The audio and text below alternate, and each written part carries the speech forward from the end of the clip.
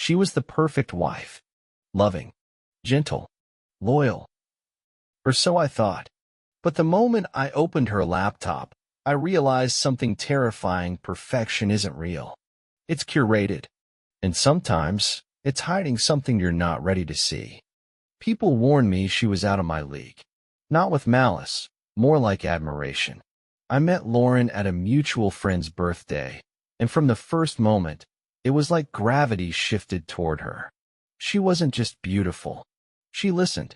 She remembered small things. My sister's name, my favorite whiskey, even the dog I had as a kid. There was a warmth to her that made you feel like the center of something sacred. She laughed at my jokes, asked about my job like it actually mattered. I was a mid-level finance guy with a 2-bedroom apartment and an aging Honda Civic. Lauren was a pediatric nurse, fluent in Spanish, ran half marathons, volunteered at a rescue shelter. Still, she looked at me like I was the best thing to happen to her. I proposed 10 months in. I didn't see the point in waiting. We were married the following spring, under a canopy of white flowers and soft jazz. My mother cried. Her father shook my hand like he was proud to hand her over. Everything felt deserved. Earned. The first year was quiet joy. Dinner at home. Movie nights. Little surprises left in my briefcase. Notes in the fridge. Her perfume on my shirts. She made marriage look easy. So when I caught myself thinking, how did I get this lucky? I never followed it with what if I don't deserve it? Because she never made me feel like I didn't. We bought a house together in year 2. Suburbs, not far from the city. 3 bedrooms, 2 baths, a backyard just big enough to call it a lawn. She painted the guest room yellow before I even realized she was nesting. I used to come home to her humming, barefoot, dinner on the stove, candles lit like it was a date night. On a Tuesday. She made lists. Meal prepped. Knew when the water bill was due and the oil in my car needed changing. Her hair was always soft. Her voice never raised. My friends would ask, is she actually that perfect? And I'd smile like a man who knew he'd won. Because I believed it. Even when the cracks started, and they were small, I didn't question it. She'd be quiet after some phone calls. Say it was just hospital stuff, long shifts, a rough case. Once or twice she left for work early and came back oddly energized, like she'd had a massage or won a bet. She stopped checking my texts over my shoulder, even though she used to tease me for typing so slowly. At the time, I thought it meant trust.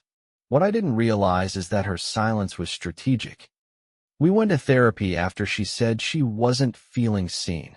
That was her phrase. Not angry, not emotional. Just tired, like she'd been holding it in too long. The therapist asked about love languages. I said mine was words. Hers was acts of service. It felt right. She did everything. She carries a lot, the therapist said. Maybe you could meet her halfway. I started coming home earlier. Took over dinners twice a week. Bought flowers. Wrote notes. She smiled. Said thank you. Made me feel like I'd passed a test. And for a while, things were good again. Still, sometimes I'd wake up in the middle of the night and find her scrolling her phone in the bathroom, door barely cracked. I'd call out, and she'd come back to bed like nothing happened. Small things. Forgettable, right? Until she left her laptop open. That was in year 4. A Saturday morning. She was in the shower, singing, and I was walking past the kitchen when I noticed the screen glowing. It wasn't the email that caught my eye. It was the file title, Flights, Feb, Work SNF. But the dates didn't line up with anything she'd told me, and I hadn't seen any hospital conference on our shared calendar. Just curiosity. Just a click. Then the world tilted. It wasn't a flight to Chicago for a nursing seminar. It was 2 tickets to Cabo. One seat in her name. The other in someone named Ethan. Our dot attached was a hotel confirmation, 1 king bed, ocean view. 7 nights. I stared at the screen, heart thudding so hard I could barely hear the water running upstairs. She came downstairs 10 minutes later, towel in her hair, smiling. She kissed my cheek. I kissed her back, because something in me wanted to wait, to see. I wish I could say it was strategic, but the truth is, I wasn't ready to admit what I'd found. Because when someone's been perfect for that long, you start to wonder if maybe you're the one who's wrong. For the rest of that day, I watched her like a man waiting for thunder. She made us pancakes, sat cross-legged on the couch with her hair still wet, asking if I wanted to go to the farmer's market. Nothing in her tone, her face, her body said guilty. And yet, 7 nights. King bed. Ethan R. I kept playing that name in my head like a riddle I couldn't solve. Not Ethan Smith or Rodriguez or Reynolds. Just turned out like whoever he was. He was important enough to hide, but not enough to erase completely. I didn't say a word about it. Not then. Part of me was scared of how easily she might lie. But the bigger part, the one that kept me quiet, that part still wanted her to be who I thought she was. 2 days passed. Monday night, she had a late shift, and I stayed up, not really watching the game. Her laptop was still on the desk, and now it felt like a loaded gun. I opened it again. This time, deliberately. The file was gone. Not deleted, just renamed. Something generic. Work Logistics February. But I wasn't stupid. I searched Ethan. Nothing in the inbox, nothing in downloads. Then I looked in notes. There it was. One folder labeled Cabo, password protected. I closed the lid like it was burning my hands. I started to wonder if I should confront her, or follow her, or check her phone. Every option made me feel like a man unraveling, and I hated that. I hated how fast suspicion had taken root, and how deep it already felt. So I waited until Thursday, when we were both home early, wine in hand, sitting on the back porch watching the sky bruise into dusk. I asked casually, "Hey, you said you had that conference in February?" She nodded, sipping. "Yeah, pediatrics thing. In Cabo." Her head turned slowly. No flicker of panic. No shift in breath. She just smiled. "Okay, you're nosy." I laughed, more confused than relieved. "So you are going to Cabo?" She leaned forward. I wasn't going to say anything yet because I didn't want to jinx it. "It's not a conference, not really. It's a charity thing." "Charity?" "Yeah. Remember that nurse I told you about, Rebecca? Her brother runs this nonprofit for kids recovering from heart surgery. They're sponsoring a post-op camp down there. I asked if I could help coordinate the medical stuff. That was not what I expected. And Ethan?" Now there was a pause, but not long. "Ethan Ramirez," she said. "He's Rebecca's brother. The guy who runs the nonprofit." I watched her face. Still nothing. Not even a flicker. "I was going to tell you," she said, "but I didn't want it to sound like a vacation. I knew it might come off wrong. But it's legit. I can show you the emails if you want." I said no. And I meant it. Mostly. Because here's the thing. If she was lying, she was better at it than anyone I'd ever met. And if she wasn't, then I had just accused the one person I trusted most of something she hadn't even done yet. That night, I dreamed I was drowning in a hotel lobby. Not the ocean, just the lobby, carpet soaked, chandeliers swinging, people watching, nobody moving. When I woke up, she was still asleep, one arm over my chest like a tether. I didn't sleep much after that. A week later, I brought it up again. "Hey, about Cabo, can I see that itinerary?" She didn't even blink. "Sure." She pulled it up on her phone, showed me the flyer. Hearts Uncharted, post-operative pediatric wellness retreat. Logos, partnerships, even a picture of the resort with kids in wheelchairs on the beach. "Ethan's ex-military," she said. "Logistics guy. Handles all the transport and planning. He's a good guy." Something in me relaxed, just enough to feel shame. I started thinking maybe the way she'd booked it, the secrecy, was just her trying to protect me. She knew how it might look. She knew how my mind worked. Maybe she'd been trying to keep the peace by saying less, not more. I apologized in my own quiet way. Took her out to dinner. Didn't mention the file again. And things went back to normal. Almost. Still, something sat in me. Not like a red flag, more like a bruise. The way she smiled when she talked about the trip. The way she glossed over questions. It could have been innocent. I told myself it was innocent. But a month later, when she left her phone on the counter while she was upstairs, I looked. I didn't scroll. I just checked the recent messages. Ethan's name wasn't there. No messages. No call history. No missed texts. Nothing. Not even under E. And that's when I knew something was off. Because she'd mentioned talking to him, coordinating stuff. Flights. Medical equipment. There should have been something. Unless she was hiding it. Or deleting it. The next day, I sent myself a copy of the locked Cabo file. Just in case. Used my work email. She never checked that. And then I started learning about data recovery. Password cracking. I told myself it was precaution. That if everything was fine, I'd never even open it. But that was a lie. Because part of me already knew I would. Not yet. But soon. And if I was wrong again?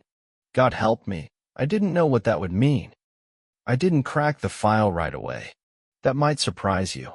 You'd think once someone's digging, they dig fast. But I wasn't looking for dirt, not really. I was looking for relief. The kind that comes when you double-check the door is locked and find out you were just being paranoid. I told myself that every time I stared at that damn file icon on my desktop.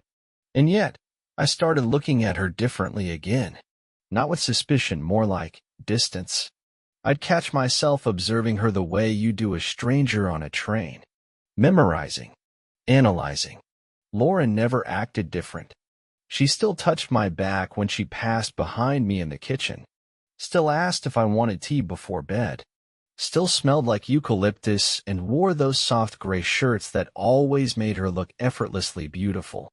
But something about her confidence unsettled me. She wasn't being careful. She wasn't hiding. And that was exactly what started to scare me. One afternoon, she forgot her badge for work.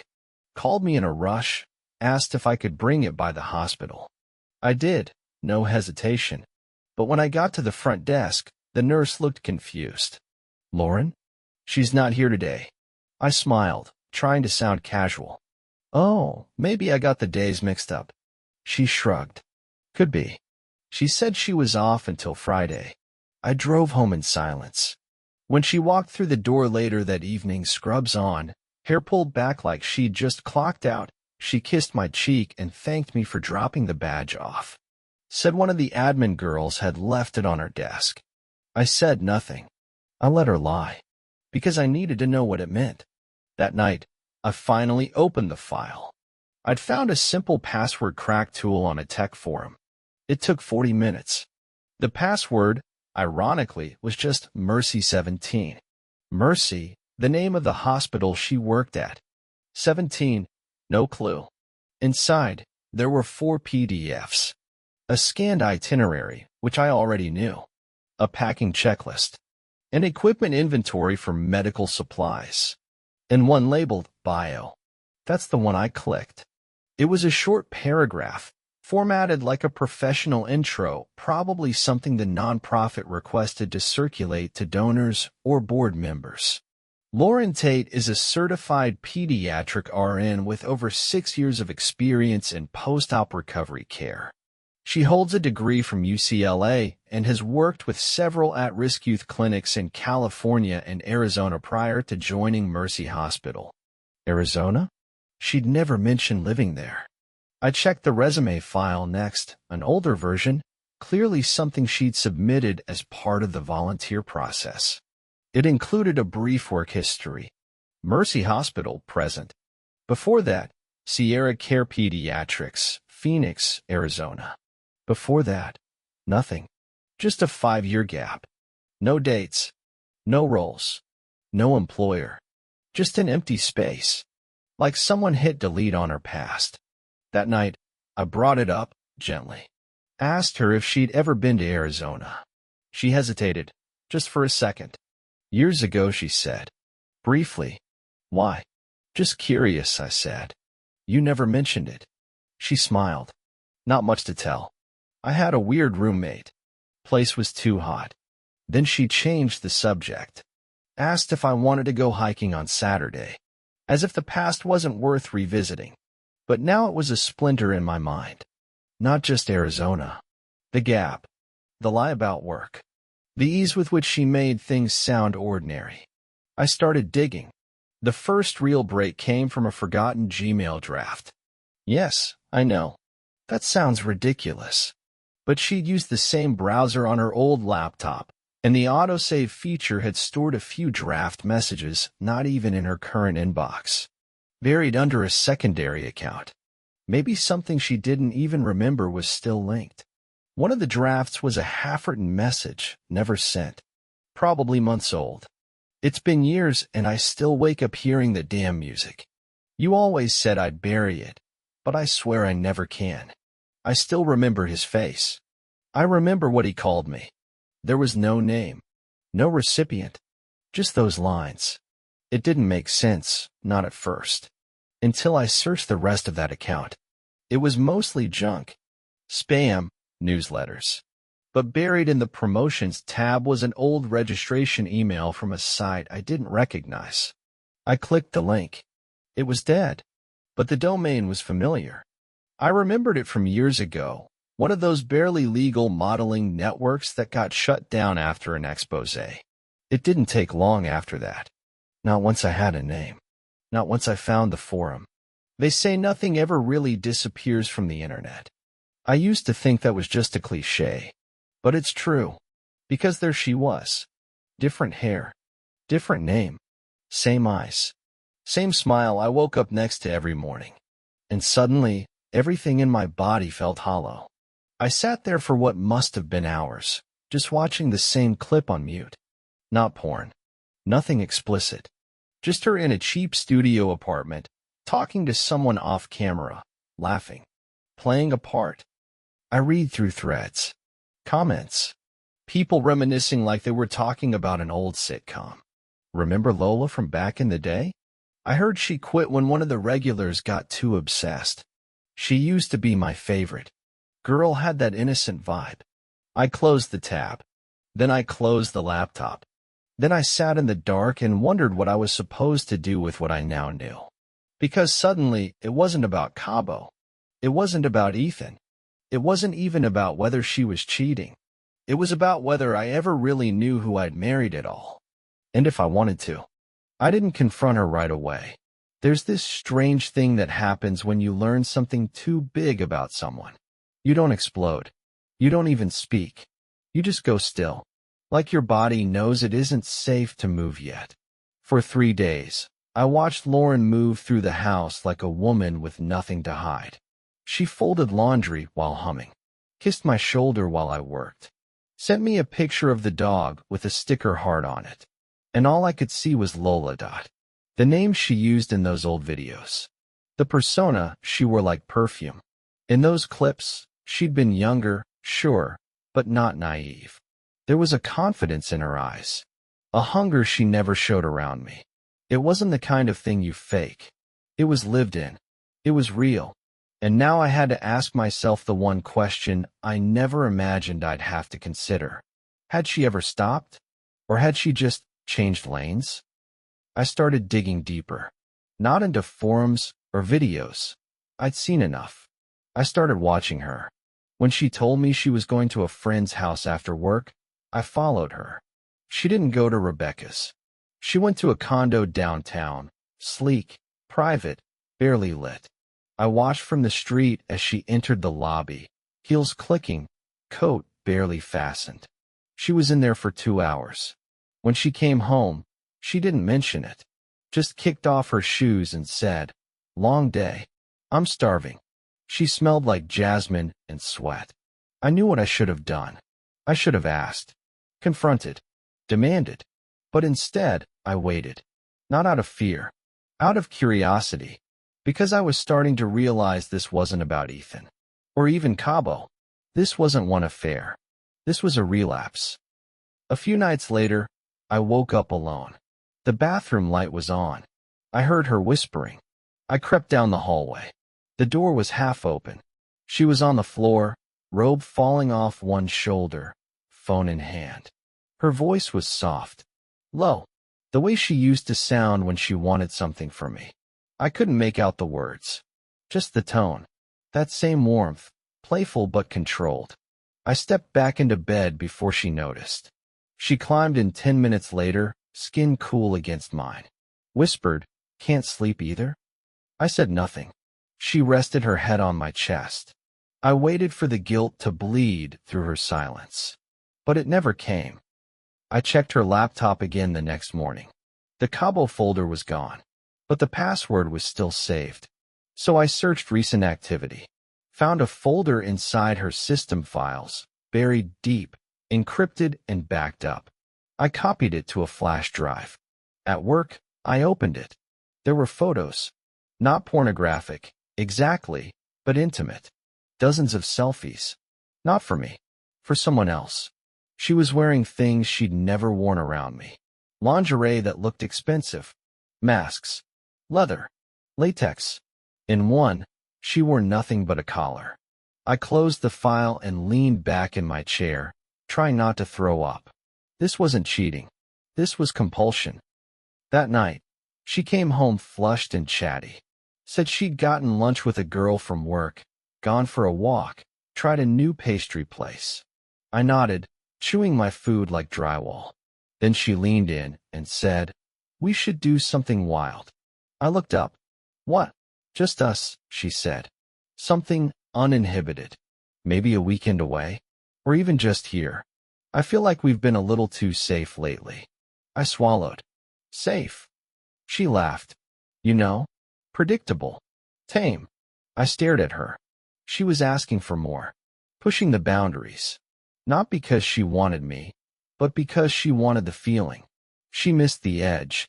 And suddenly, I saw it. Not as a betrayal, but as a sickness. Something she thought she'd buried when she met me. Something she tried to starve into submission. But desire doesn't die. It waits. I spent the next week tracking her activity. New email aliases. Private sessions booked through anonymous wellness apps. Online payments that didn't show up in our joint account. Digital gift cards sent to herself, routed through dummy logins. I even found a prepaid phone hidden inside her gym bag. Turned off, battery out. I powered it on. There were only 5 contacts saved. All with initials. No messages. No call logs. Clean. Too clean. One night, after dinner, I asked her if she was happy. She tilted her head. "With you?" "With everything." She smiled slowly. "Why?" "No reason. Just wondering if this is the life you wanted." She reached for my hand. "You're the only part of my life I never second-guessed." The way she said it, soft, honest, it would have been enough to fool anyone else. But I knew better now. I knew that behind every perfect sentence was a storm she was trying to hold back. And I didn't think she could hold it much longer. The following weekend, she left for a volunteer overnight. I told her I loved her as she walked out the door. She smiled and said, "I know." That night, I followed her again. She didn't go to a shelter. She didn't go to a hospital. She went to a private house, out in the hills. Secluded. Big enough for 4 cars in the driveway. Soft red lights on in the windows. She stayed inside for 5 hours. When she returned to the car, her lipstick was gone. Her hair was damp. Her hands were shaking. I didn't follow her home. I drove to a hotel and didn't sleep. It's a strange thing. Learning your wife is addicted to something you can't compete with. Not a person. Not even a fantasy. A feeling. Control, attention, surrender, risk, all wrapped in flesh and secrecy. She didn't cheat on me out of boredom. She didn't stumble into it. She chose to go back. Because she missed who she was when she was doing it. And she couldn't stay away. I used to think betrayal was black and white. You love someone or you don't. You cheat or you don't. There's the truth, and then there's everything else. But sitting alone in that hotel room, staring at the grainy photos I'd taken from the hill outside that house, Lauren stepping out, adjusting her coat, her face unreadable. I realized I didn't know a damn thing. Because I kept thinking about the way she'd looked at me that morning. Like I was hers. Not someone she was tolerating or using. Someone she loved. And that look wasn't fake. I would have known if it was. When she came home the next day, she brought me coffee and sat beside me on the couch. Slid her legs across mine like she always did. Asked if I wanted to do steaks that night or order in. Told me she missed me. That she hated sleeping without me. I studied her face. The curl of her hair. The way she bit her lip when she smiled. The tiny scar on her collarbone from a bike accident she had as a kid. The one she let me kiss when we first made love. None of it was a mask. She loved me. She loved me. But it didn't stop her. The idea haunted me for days. How could both things be true? How could she belong to me and still give herself away so freely, so deliberately, to strangers? Then I remembered something from the file I'd found. One of the older draft emails. A line I hadn't thought much of at the time. I can feel real love and still be sick with it. I just don't know how to tell him. That line echoed through everything. Because it wasn't about me. It wasn't even about them. It was about her. The next clue came by accident. She left her phone unlocked on the table while she went to shower. Not the burner, her regular one. And for some reason, I opened her notes app. There were dozens. Mostly grocery lists. Schedules. Things like get car tires rotated or mom's birthday June 5th. But buried near the bottom was one titled simply, Letter to Him, Never Sent. I opened it. And for the next 10 minutes, I forgot how to breathe. You don't know who I was before you met me. Not really. I've told you some of it, in pieces, and you always look at me like it doesn't matter. Like the past can't touch what we have. But I think it can. I think it already has. There are nights I lie next to you and wonder how I got here. Not in a bad way, in a miraculous one. Because I've done things that should have made a life like this impossible. I've let people do things to me that I'd never admit out loud. Not because I had to. Because I wanted to. There's a switch in me. Something I've spent years trying to kill. Something that wakes up when things get too quiet. When love gets too safe. It whispers that I'm nothing unless someone is using me. That I don't exist unless I'm being watched, touched, taken. I never wanted to lie to you. I thought if I could just be good long enough, it would fade. That I could outrun it. But it doesn't fade. It waits. It grows teeth in the silence. You've never done anything wrong.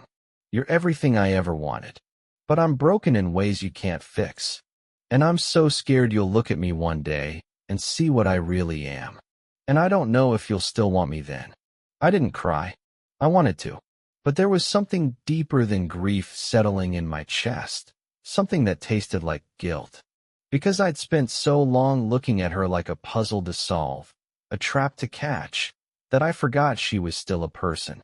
Not just someone doing something cruel. Someone hurting while she did it. I didn't forgive her. I'm not even sure I pitied her. But I understood her. Over the next few days, I saw everything differently. I noticed how often she touched me. Little grazes, subtle anchors. How she always reached for my hand when we crossed the street, like she needed to tether herself. I paid attention to the way she watched me cook, quiet and content, like the world made sense in those moments. She wasn't performing. She was holding on. But her eyes would still wander. Not toward people, toward noise, toward heat, toward that edge she kept circling. One night, I woke up to find her in the kitchen, barefoot, staring out the window. Just standing there. I asked if she was okay. She said, I had a dream I was someone else. And I didn't want to wake up.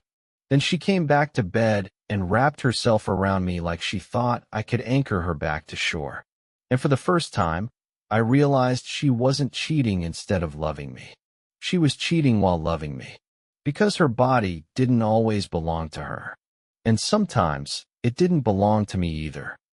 I started imagining what it must be like, waking up every day with someone you adore, someone you genuinely want to protect, and still feeling that heat under your skin, still craving the gaze of someone else.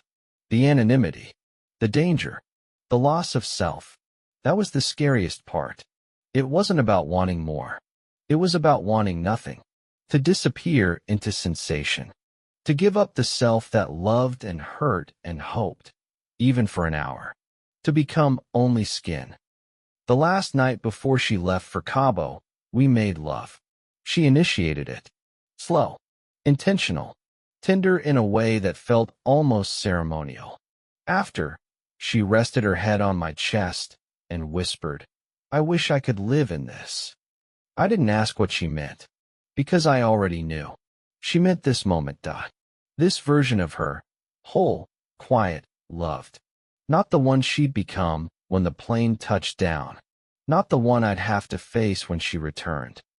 She texted me when she landed. Touchdown. Airport's chaos. I'll be home around 9. I said, "Can't wait to see you." And I meant it. For all the secrets. For everything I'd uncovered. For all the late-night whispers, locked phones, red-lit houses in the hills, I still wanted her. Not the parts of her I couldn't reach, but the piece that always came back to me. The part that called me home. I told myself it would be different this time. That she'd walk through the door lighter, clearer. Maybe even ready to tell me everything. The version of her who wrote that letter, the one who knew she was breaking, maybe she'd finally rise to the surface. But when the door opened, I didn't see guilt. I saw glow. Her skin was flushed, her smile soft and heavy. She walked in wearing loose linen pants and a top I'd never seen before, something silky and too casual to be bought here. Her hair was tied up, her nails freshly done. She looked beautiful, radiant, even, but she didn't look remorseful. She kissed me like she always did, lips brushing mine, breath warm, like it was routine. And maybe it was. We had wine that night. She told me about the kids, how one of them had just had a second surgery, how another refused to wear shoes the whole trip. She laughed while describing a lizard that got into her room. Not once did she mention Ethan. Not once did she talk about the beach, the room, the late nights I already knew existed. I tried to mirror her calm, nodded when I was supposed to, smiled in all the right places. But inside, I felt like a man watching someone else wear his wife's skin. Later, she went to shower. I stood in the living room, looking at her bag. It sat by the stairs, half unzipped. I didn't want to go through it again. I didn't want to be that version of myself anymore. But something tugged. A quiet instinct. Not paranoia, just gravity. So I opened it. Her clothes were folded neatly. Some toiletries. A new bottle of perfume. Nothing damning. Until I saw the envelope. It was tucked inside a book, slipped just deep enough that I almost missed it. No return address. No name on the outside. Just a folded photo. It wasn't recent. Probably a few years old. But it was her. Lauren, half covered, seated on someone's lap, her face turned away. Her body caught in motion, expression undone. The photo was taken from behind, like someone had been watching them. Maybe a mirror. Maybe another person. On the back, a handwritten message. For when you forget who you are. I stood frozen, the photo shaking between my fingers. She had kept it. Not hidden in digital trash or buried under aliases, but packed in her suitcase, carried across borders. Like a keepsake. A compass. She didn't just miss that world. She belonged to it. She came down the stairs 20 minutes later, damp hair in a braid, robe tied loose. Her smile faltered when she saw me standing there. I was holding the photo. I didn't say a word. She didn't, either. Not at first. Her mouth opened. Closed. She looked down at the floor like maybe the words were hiding there. Then finally, soft and distant, she said, "I meant to throw it out." I almost laughed. "Before or after you brought it with you?" Her eyes darted to mine. "I didn't use it," she said. I don't know." "You do know," I said, calmly. "That's what terrifies me." She crossed her arms, robe tightening. It's not what you think. It never is. I didn't sleep with anyone on that trip, she added, desperate now. Not in Cabo. I swear to you. I believed her. That was the worst part. I believed her. Because now I understood what this was. It didn't matter if she crossed a line with her body. She'd already crossed it in her mind. In her needs. She'd gone there to feel it again. To be seen the way she only knew how to be seen. And the photo? It wasn't a memory. It was a mirror. A reminder of who she was beneath all this domestic perfection. A token of a self she wasn't done loving. She reached for me, hands trembling now. I didn't want this, she whispered. I didn't mean to make it part of us. I tried to keep it away. But it is part of us, I said. Whether you bring it home or not. She looked at me then, really looked, and I could see the horror breaking through. Because she thought I could handle it. She thought if anyone could understand her, hold space for her contradictions, survive her urges, it would be me. And maybe I could have. If she hadn't let me see it. It's one thing to imagine betrayal. It's another to witness it, quietly framed between the pages of a book.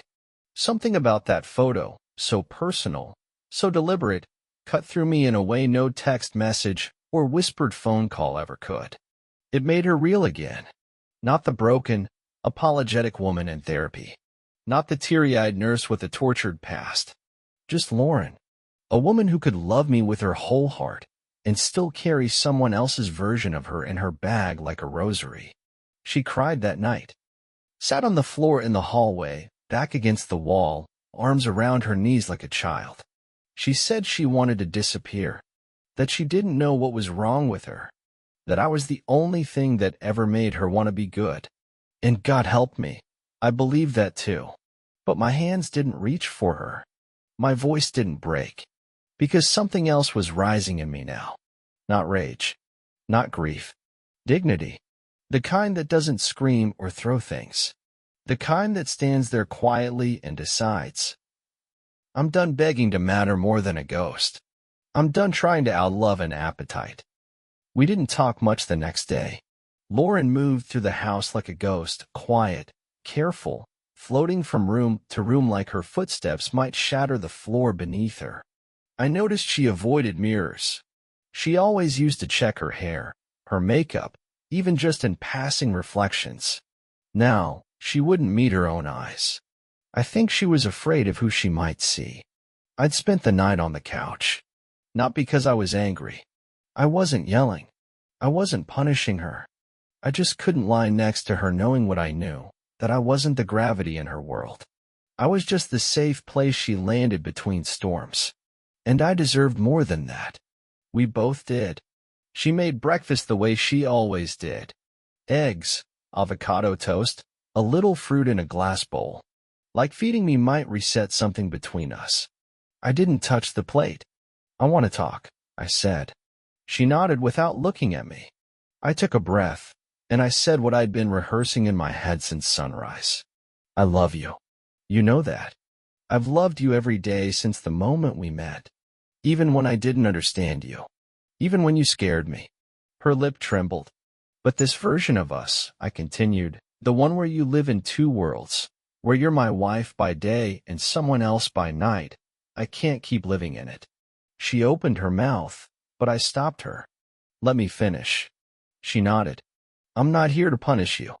I'm not here to judge you for your past. You've been honest, in your own way. And I think you believed you could manage both lives. That you could keep one locked in a box and still be mine. I looked her in the eyes. But it's leaking. That other life. It's not staying hidden. It's in this house. It's in our bed. It's in your eyes when you think I'm not watching. Tears slid down her cheeks. Silent. I'm not asking you to erase who you were, I said. I'm asking you to choose who you want to be. Right now. No more compartments. No more burner phones. No more identities. Just one life. And I need to know if I'm in it. She closed her eyes. The silence stretched. For a moment, I thought she'd speak. That maybe the dam would finally break and she'd fall into me, sobbing, ready to be rebuilt from the ground up. Instead, she whispered, I don't know how to be whole. I waited. She added, I want to choose you. God, I want to. But I don't know how to let go of her. She saved me. Once. She got me through things I never talk about. When I was nothing, she gave me power. I'm not asking you to kill her, I said. I'm asking you to stop letting her steer. Lauren looked at me like she was drowning. And then she whispered the words that sealed it. I don't think I can. We didn't scream. There was no suitcase thrown down the stairs, no slammed doors. She just sat there, crying quietly, while I walked upstairs to pack a bag. I didn't take much. Just clothes, my laptop, my toothbrush. I left my ring on the dresser, next to a photo of us from our honeymoon, her in a sundress, me in sunglasses, both of us sunburned and stupidly happy. She came to the doorway when I was zipping the duffel. I never meant to hurt you, she said. I know. She reached for my hand. I let her. Do you think you'll ever forgive me? She asked. I looked down at our fingers, still fitting together like muscle memory. I already do, I said. But that doesn't mean I can stay. Her face crumpled, but she didn't beg. And I didn't ask her to. I moved into a friend's guest room that night. Told people it was temporary. Told myself the same. But weeks passed, and the space between us didn't close. We didn't text. We didn't fight. We just drifted. Like two lifeboats that had once been tied together, now floating in opposite directions, still within sight but too far to swim back. Sometimes I'd see her name flash across my phone screen, but there was no message. Just an accidental swipe on some shared app, a remnant of the life we tried to build. I didn't block her, but I didn't call either. I heard she stayed at the house, still went to work, still smiled at patients, still walked the dog on the same route every morning. She kept the world running, because she was always good at that. But I wonder if she checks the mirror now, if she sees her, the version she couldn't bury, smiling back. And if she does, I wonder if she misses me. Not just my body, my comfort, my routine, but the belief I gave her. The one where she could be loved completely without hiding. People assume endings are explosive. That heartbreak looks like screaming in the rain or throwing a ring into the ocean. But mine looked like a quiet hallway and a plate of cold eggs. It looked like a woman crying not because she was caught, but because she knew she'd been seen, truly seen, and couldn't handle it. It looked like me walking out the door, not because I didn't love her, but because I did. Too much to let myself become collateral. Too much to let her keep living two lives with my heart pinned between them. She was the love of my life. Still might be. But sometimes love doesn't win. Not when it's competing with something darker. Something older. A need that feels like hunger but leaves you emptier each time you feed it. I wanted to be enough. She wanted to be free. And in the end, we couldn't be both. So now I sit in this half-empty apartment, learning how to cook for one, how to sleep in silence, how to let time pass without waiting for a key in the door. Sometimes I wonder what might have happened if I'd stayed. If I'd learned to live with the shadows in her eyes. But that's not love. That's sacrifice. And the part of me that still loved her? It died the moment I realized she wouldn't choose me over her ghosts. Not because she didn't want to, but because she couldn't. And I couldn't spend my life being second to a version of her I'd never truly meet. Thanks for watching. If this story pulled you in, make sure to subscribe and hit the bell so you never miss the next confession. Until next time, take care and watch who you trust.